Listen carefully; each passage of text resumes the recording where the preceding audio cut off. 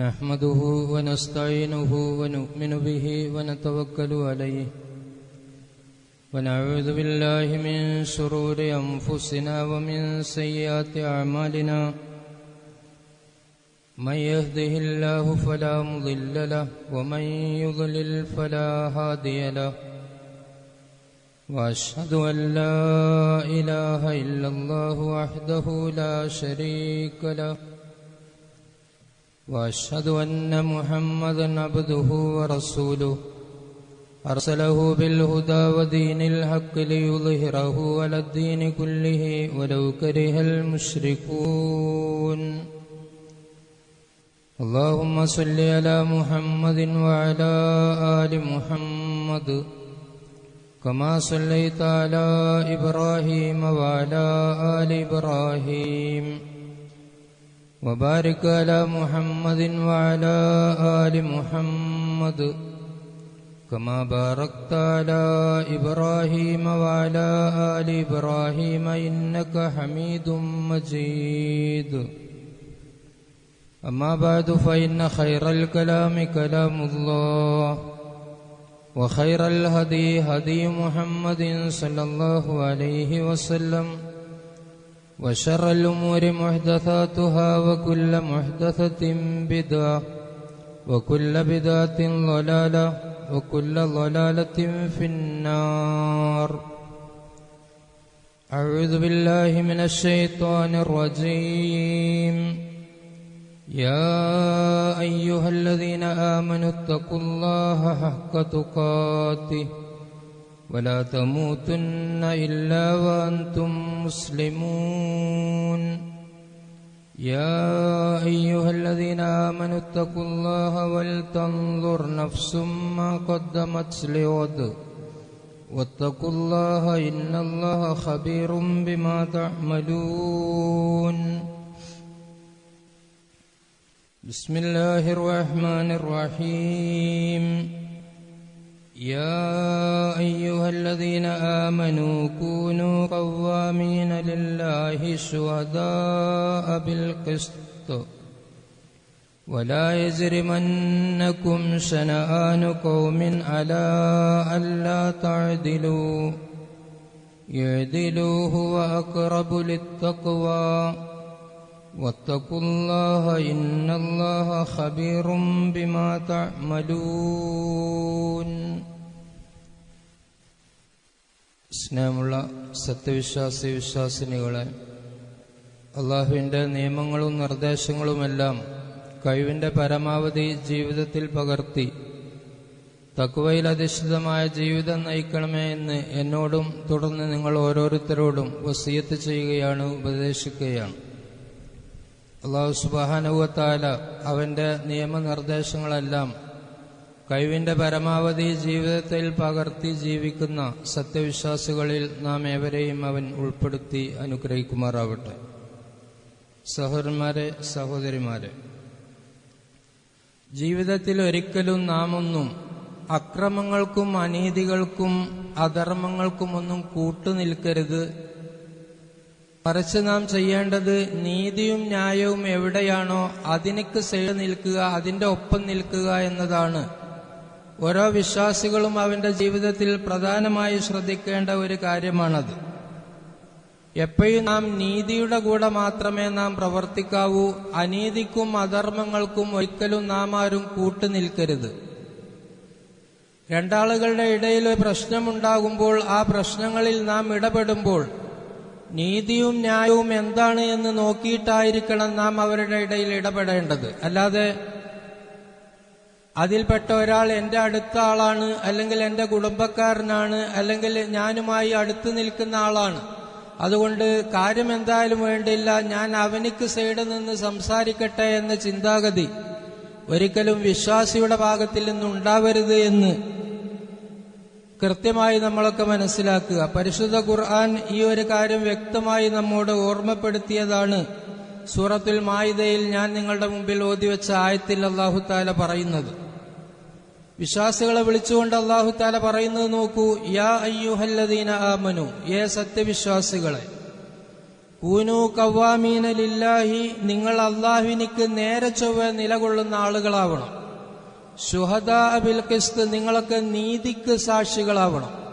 നീതിക്ക് സാക്ഷി നിൽക്കുന്ന ആളുകളായിട്ട് അള്ളാഹുവിന്റെ മാർഗത്തിൽ ചൊവ്വായ രൂപത്തിൽ നിങ്ങളൊക്കെ നിലകൊള്ളണം. എന്നിട്ട് അള്ളാഹു താല പറയുന്നത് നോക്കൂ, വലാ യജ്രിമന്നക്കും ശനആനു ഖൗമിൻ അലാ അല്ലാ തഅദിലു.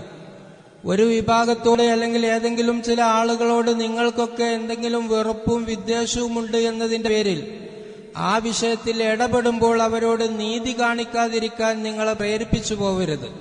വലാ യജ്രിമന്നക്കും ശനആനു ഖൗമിൻ അലാ അല്ലാ തഅദിലു.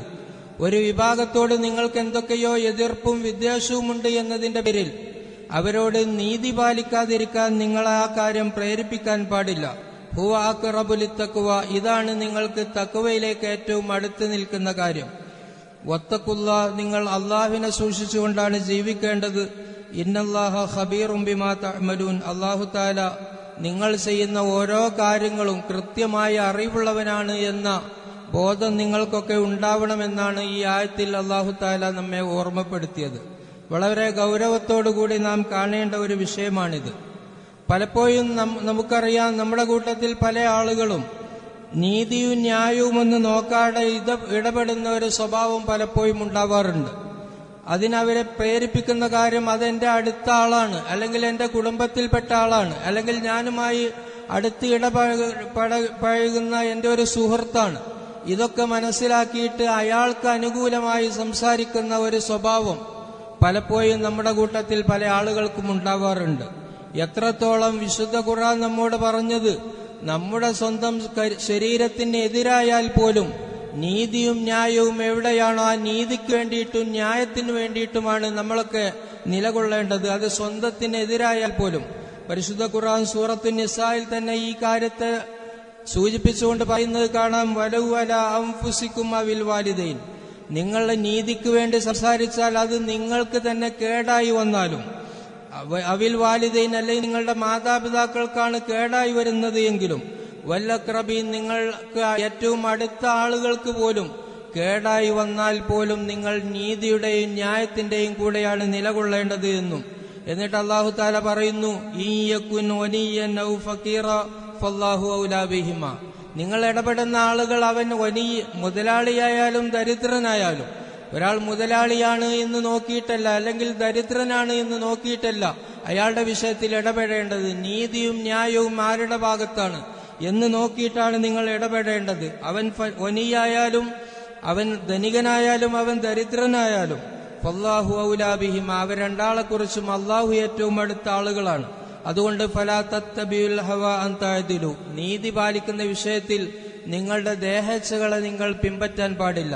നിങ്ങൾക്ക് ഇതാണ് നല്ലത് എന്ന് തോന്നിയിട്ട് അതിന് ഇടപെട്ട് ആ രൂപത്തിൽ സൈഡിൽ നിന്ന് സംസാരിക്കുന്ന സ്വഭാവം നിങ്ങൾ ഒരിക്കലും ഉണ്ടാവാൻ പാടില്ല. എന്നിട്ട് അല്ലാഹു തആല പറയുന്നു, വഇൻ തൽവു ഔ തുരിദു, നിങ്ങൾ മറിച്ച് അല്ലെങ്കിൽ തിരിച്ചു മറിച്ചൊക്കെ സംസാരിക്കുന്നു, അല്ലെങ്കിൽ നിങ്ങൾ നേരിൽ നിന്ന് പിന്തിരിഞ്ഞു പോകുന്നു എങ്കിൽ, ഫഇന്നല്ലാഹ കാന ബിമാ തഅമലൂന ഖബീറ, നിങ്ങൾ ചെയ്യുന്ന എല്ലാ കാര്യങ്ങളും അല്ലാഹു തആല കൃത്യമായി അറിയുന്നവനാണ് എന്ന ആ ഒരു ചിന്ത നിങ്ങളുടെ ഭാഗത്തുണ്ടാവണം എന്നാണ് അല്ലാഹു തആല ഈ ആയത്തിലൂടെയൊക്കെ നമ്മെ പഠിപ്പിച്ചത്. ചുരുക്കത്തിൽ ഏത് രംഗത്തും നീതിയുടെ കൂടെ നിലകൊള്ളാനാണ് നമ്മളൊക്കെ പരിശ്രമിക്കേണ്ടത്. വാക്കിലായാലും പെരുമാറ്റത്തിലായാലും മറ്റ് ഇടപാടുകളിലായാലും എല്ലാം നീതിയുടെ വാക്താക്കളായിട്ടാണ് നമ്മളൊക്കെ മാറേണ്ടത്. സംസാരിക്കുന്ന വാക്കുകളിലേക്ക് നമ്മളൊക്കെ വില കൽപ്പിക്കണം. നീതിക്ക് വേണ്ടി മാത്രമേ നമ്മളൊക്കെ സംസാരിക്കാൻ പാടുള്ളൂ. അന്യായത്തിനും അനീതിക്കും കൂട്ടുനിന്നുകൊണ്ട് സംസാരിക്കുന്ന സ്വഭാവം, അല്ലെങ്കിൽ ആ രൂപത്തിലൊക്കെ ഇടപെട്ടുകൊണ്ട് സംസാരിക്കുന്ന സ്വഭാവം വിശ്വാസികളിൽ ഒരാൾക്കും ഉണ്ടാവാൻ പാടില്ല. സംസാരിക്കുന്ന വാക്കുകൾക്ക് നാം എപ്പോഴും വില കൽപ്പിക്കണം. എന്തെങ്കിലുമൊക്കെ പറയുക, എന്നിട്ട് ആ പറഞ്ഞ വാക്കിനെ എതിര് കാണിക്കുക എന്നതൊന്നും വിശ്വാസികളായ ആളുകൾക്ക് യോജിച്ചതല്ല, പരിശുദ്ധമല്ല. തന്നെയുമല്ല, പരിശുദ്ധമായ ഖുർആൻ ഈ കാര്യം നമ്മോട് വ്യക്തമാക്കി എടുത്തു പറയുന്നുണ്ട്. യാ അയ്യുഹല്ലദീന ആമനൂ ലിമ തഖൂലൂന മാ ലാ തഫ്അലൂൻ. അല്ലാഹു തആല നമ്മോട് ചോദിക്കുകയാണ്, സത്യവിശ്വാസികളെ, നിങ്ങൾ എന്തിനാണ് നിങ്ങൾ ചെയ്യാത്ത കാര്യം പറയാൻ പോകുന്നത്? ലിമ തഖൂലൂന മാ ലാ തഫ്അലൂൻ, നിങ്ങൾ എന്തിനാണ് നിങ്ങൾ ചെയ്യാത്ത കാര്യം മറ്റുള്ളവരോട് പറയാൻ പോകുന്നത്? കബുറ മഖ്തൻ ഇൻദല്ലാഹ്, അല്ലാഹുവിന്റെ അടുത്ത് വലിയ ദേഷ്യമുള്ള കാര്യമാണ്. അൻ തഖൂലൂ മാ ലാ തഫ്അലൂൻ, നിങ്ങൾ ചെയ്യാത്ത കാര്യം ആളുകളോട് പോയി പറയുന്നത് അള്ളാഹുവിന്റെ അടുക്കൽ ഏറ്റവും വലിയ ദേഷ്യമുള്ള കാര്യമാണ് എന്ന് നിങ്ങൾ മനസ്സിലാക്കണമെന്ന് സൂറത്തു സഫിലൂടെ അള്ളാഹു തആല നമ്മെ പഠിപ്പിക്കുന്നുണ്ട്. ഈ ആയത്തിൽ നിന്ന് നമ്മൾ മനസ്സിലാക്കേണ്ട 2 രൂപങ്ങളുണ്ട്. ഒന്നാമത്തെ കാര്യമെന്ന് പറയുന്നത് ആളുകളോട് നമ്മൾക്ക് നന്മ കൽപ്പിക്കുക, എന്നിട്ട് ആ നന്മ നമ്മുടെ ജീവിതത്തിൽ ഇല്ലാതിരിക്കുക. ഇത് പ്രത്യേകമായി സൂക്ഷിക്കേണ്ട ഒന്നാണ്. കബുറ മഖ്തൻ ഇൻദല്ലാഹ് എന്നാണ് അല്ലാഹു തആല അതിനെക്കുറിച്ച് പറഞ്ഞത്. അള്ളാഹുവിന്റെ അടുക്കൽ വലിയ ദേഷ്യമുള്ള കാര്യമാണ് ആളുകളോട് നമ്മൾ നന്മ കൽപ്പിക്കുക, എന്നിട്ട് നമ്മുടെ ജീവിതത്തിൽ അത് ഇല്ലാതിരിക്കുക. ഉദാഹരണത്തിന് മാതാപിതാക്കളോടും മറ്റുള്ള കുടുംബത്തോടുമൊക്കെ നല്ല നിലയിൽ വർത്തിക്കണമെന്ന് നാം ആളുകളോട് പറഞ്ഞു കൊടുക്കും, എന്നിട്ട് നമ്മുടെ മാതാപിതാക്കളോട് നമ്മുടെ കുടുംബത്തോടൊക്കെ നാം മോശമായ രൂപത്തിൽ വർത്തിക്കുക. അല്ലെങ്കിൽ കച്ചവടത്തിലും അതുപോലുള്ള ഇടപാടുകളിലുമൊക്കെ കൃത്യമായി നീതിയോടുകൂടി വർത്തിക്കാനേ പാടുള്ളൂ എന്ന് ആളുകളോട് നമ്മൾ പറഞ്ഞു കൊടുക്കുക, എന്നിട്ട് നമ്മുടെ ഇടപാടുകളിലും നമ്മുടെ കച്ചവടങ്ങളിലും നാം ഇടപെടുന്ന രംഗങ്ങളിലൊക്കെ ആ നീതിയും ന്യായവും ഇല്ലാതെ എല്ലാം കൂട്ടിക്കുഴച്ചുകൊണ്ടുള്ള ഒരു ഇടപാടുകളിൽ നമ്മളൊക്കെ ഇടപെടുക. അല്ലെങ്കിൽ അയൽവാസിയോട് കൃത്യമായി മാന്യമായി പെരുമാറണമെന്ന് ആളുകളോട് നമ്മൾ പഠിപ്പിക്കുക, എന്നിട്ട് നാം നമ്മുടെ അയൽവാസികളോട് വളരെ മോശമായ രൂപത്തിൽ പെരുമാറുക. അല്ലെങ്കിൽ ഇസ്ലാമികമായ വേഷം ധരിക്കണമെന്നും ഇസ്ലാമികമായ രൂപത്തിലാണ് നമ്മളൊക്കെ ജീവിക്കേണ്ടത് എന്ന് ആളുകളോട് പഠിപ്പിക്കുക, എന്നിട്ട് നമ്മുടെ വേഷം നോക്കുമ്പോൾ അല്ലെങ്കിൽ നമ്മുടെ സ്വഭാവം നോക്കുമ്പോൾ ഇസ്ലാമിന് നിരക്കാത്ത രൂപത്തിലാവുക. ഇതൊക്കെ കബുറ മഖ്തൻ ഇൻദല്ലാഹ്, അള്ളാഹുവിന്റെ അടുത്ത് വലിയ ദേഷ്യമുള്ള കാര്യമാണ് എന്ന് അള്ളാഹു തആല കൃത്യമായി നമ്മെ പഠിപ്പിക്കുന്നുണ്ട്. ഹലാലും ഹറാമും സൂക്ഷിച്ചുകൊണ്ടാണ് ജീവിക്കേണ്ടത് എന്ന് ആളുകളോട് നമ്മൾ ഉപദേശിക്കുക, എന്നിട്ട് നമ്മുടെ ജീവിതത്തിൽ അതൊന്നുമില്ല. ഹലാല് ശ്രദ്ധിക്കുന്നില്ല, ഹറാമ് ശ്രദ്ധിക്കുന്നില്ല, നമ്മുടെ ജീവിതം ഒരു കുത്തഴിഞ്ഞ ജീവിതമായി പോവുക. ഇതൊന്നും വിശ്വാസികളുടെ ഭാഗത്തിൽ നിന്നുണ്ടാവാൻ പാടില്ല. അതുകൊണ്ടാണ് ഖുർആൻ അങ്ങനെയുള്ള ആളുകളോട് ചോദിക്കുന്നുണ്ട്, അതഅ്മുറൂന അന്നാസ ബിൽ ബിർരി വതൻസൗന അൻഫുസകും, നിങ്ങൾ ജനങ്ങളോടൊക്കെ നല്ലത് കൽപ്പിക്കുന്നു, എന്നിട്ട് നിങ്ങളുടെ ശരീരം അക്കാര്യം മറന്നു പോകുകയും ചെയ്യുകയാണോ? ഒരിക്കലും നിങ്ങൾക്ക് അങ്ങനെ ഉണ്ടാവാൻ പാടില്ല എന്നതാണ്.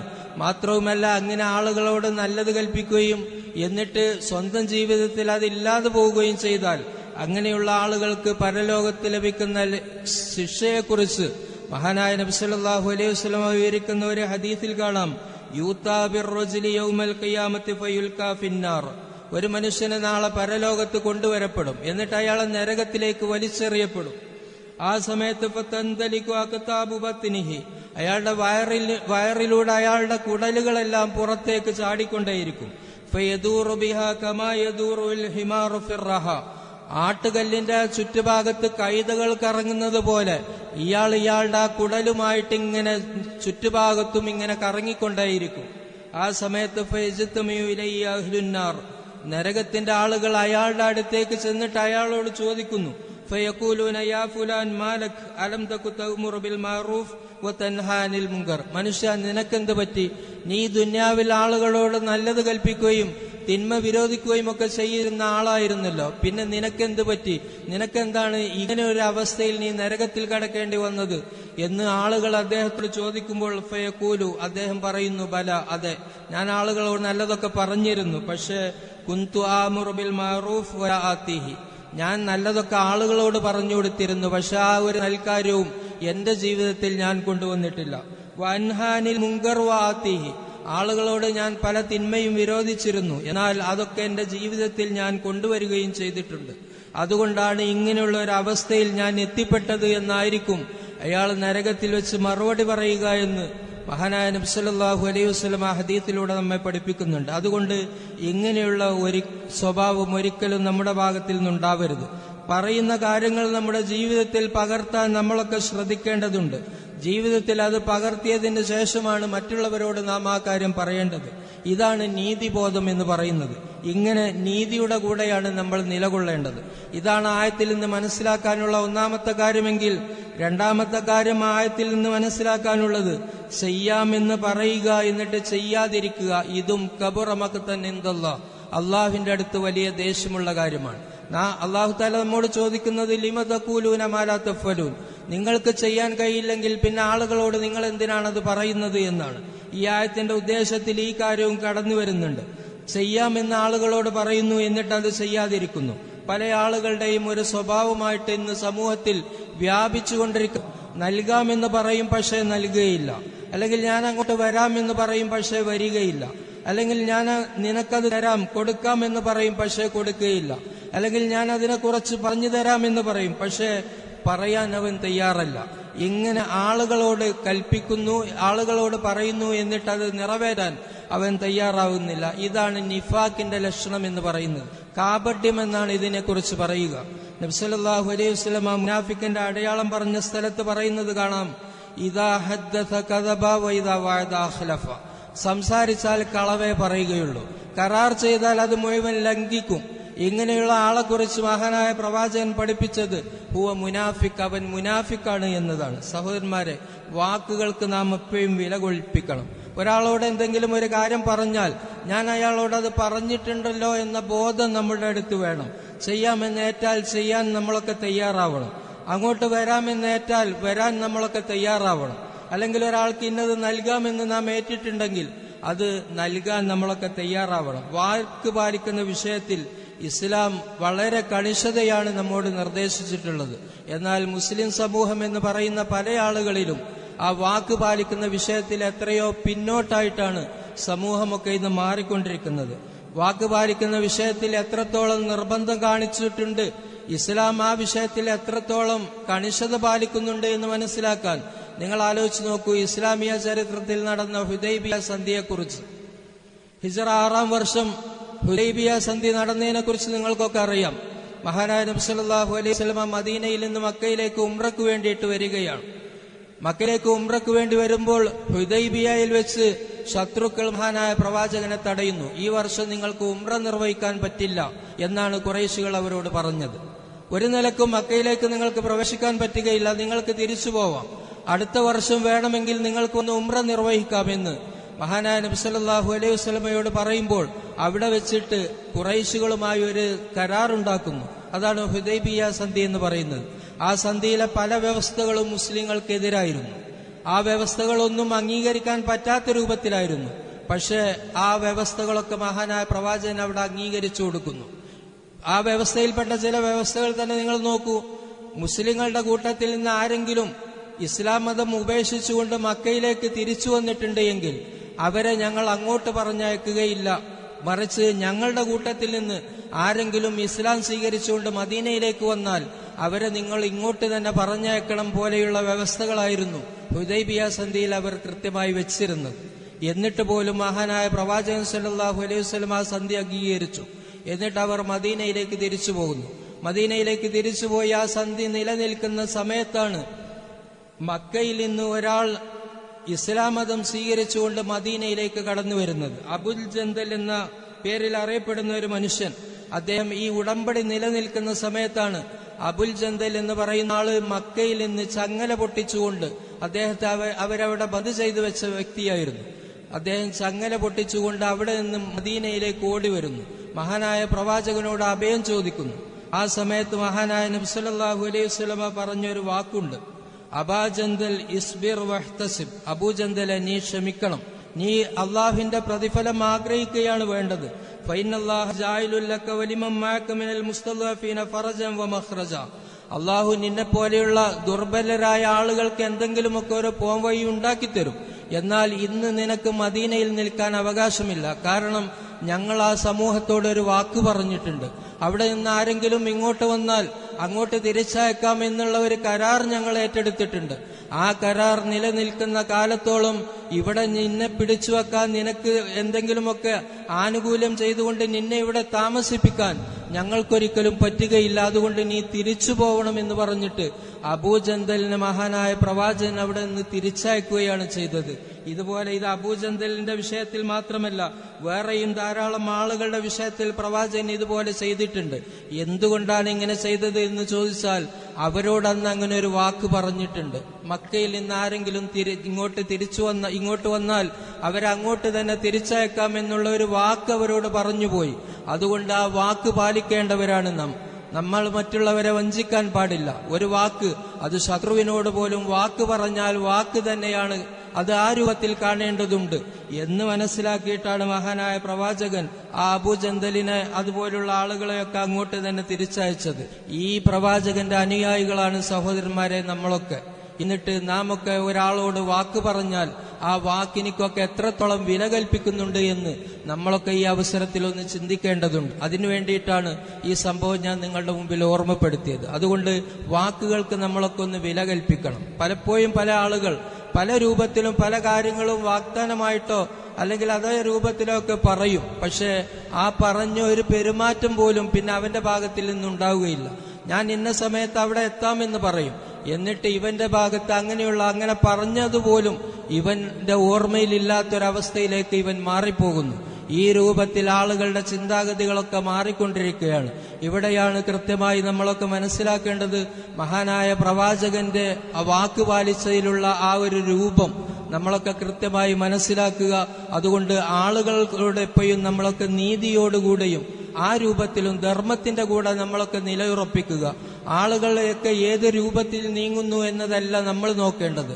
വിശുദ്ധ ഖുർആൻ നമ്മോട് പറഞ്ഞത് വലൗ അലാ അൻഫുസികും അവിൽ വാലിദൈൻ, നിങ്ങൾ നീതിയോടുകൂടി വർത്തിക്കുമ്പോൾ അത് നിങ്ങൾക്ക് കേടായാലും നിങ്ങളുടെ മാതാപിതാക്കൾക്കും നിങ്ങളുടെ അടുത്ത ആളുകൾക്കുമൊക്കെ കേടായാൽ പോലും നിങ്ങൾ നീതിയുടെയും ന്യായത്തിന്റെയും കൂടെയാണ് നിലകൊള്ളേണ്ടത് എന്നതാണ് പരിശുദ്ധ ഖുർആൻ നമുക്ക് നൽകിയ ആ സന്ദേശം. ആ സന്ദേശത്തിന്റെ കൂടെ നിലകൊള്ളാൻ നമ്മളൊക്കെ കൃത്യമായി നമ്മുടെ ജീവിതത്തെ ആ ഒരു രൂപത്തിലേക്ക് മാറ്റിയെടുക്കാനാണ് നമ്മളൊക്കെ പരിശ്രമിക്കേണ്ടത്. സമൂഹം വളരെ മോശപ്പെട്ട രൂപത്തിലാണ് മാറിക്കൊണ്ടിരിക്കുന്നത്. സമൂഹത്തിന്റെ ഒഴുക്കെന്ന് പറയുന്നത് ആളുകൾ ഏതൊക്കെ രൂപത്തിലാണോ ആ രൂപത്തിലേക്ക് സമൂഹത്തിന്റെ ഒഴുക്കുകൾ മാറിക്കൊണ്ടിരിക്കുകയാണ്. ഇവിടെയാണ് മഹാനായ പ്രവാചകന്റെ സുന്നത്തുകളൊക്കെ ജീവിതത്തിലേക്ക് കൊണ്ടുവരുന്നതിന്റെ പ്രാധാന്യം നമ്മളൊക്കെ മനസ്സിലാക്കേണ്ടത്. ചിലപ്പോൾ പലപ്പോഴും ഒറ്റപ്പെട്ട് വന്നേക്കാം, എന്നാലും പ്രവാചകന്റെ സുന്നത്താണ് ഞാൻ നിലകൊള്ളുന്നത് എന്ന ആ സുന്നത്തിലാണ് ഞാൻ നിലകൊള്ളുന്നത് എന്ന ആ ഒരു പൂർണ്ണ വിശ്വാസവും ആ ഒരു പൂർണ്ണ ഉറപ്പും അവനിക്കുണ്ടായിക്കൊണ്ടേയിരിക്കും. അതുകൊണ്ട് പ്രവാചകന്റെ സുന്നത്തുകൾ കൃത്യമായി നമ്മുടെ ജീവിതത്തിലേക്ക് കൊണ്ടുവരാൻ, വാക്കുകൾ പാലിക്കുന്ന വിഷയത്തിൽ കൃത്യമായി നമ്മളൊക്കെ ഒരു തീരുമാനമെടുക്കാൻ നമ്മളൊക്കെ അതിനുവേണ്ടി തയ്യാറാവുക. ആ രൂപത്തിൽ മുന്നോട്ട് പോവാൻ നാം ഏവരും പരിശ്രമിക്കുക. റബ്ബ് സുബ്ഹാനഹു വ തആല അതിനുള്ള തൗഫീക്ക് നാം ഏവർക്കും നൽകി അനുഗ്രഹിക്കുമാറാവട്ടെ.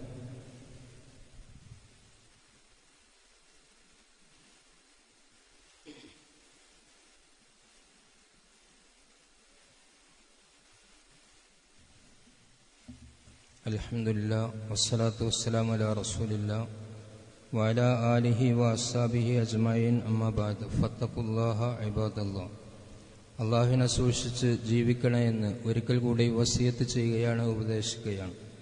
സഹോദരന്മാരെ, വാക്ക് പാലിക്കുക, കരാർ പാലിക്കുക, ഇതൊക്കെ വിശ്വാസികൾ ചെയ്യേണ്ട കാര്യങ്ങളാണ്.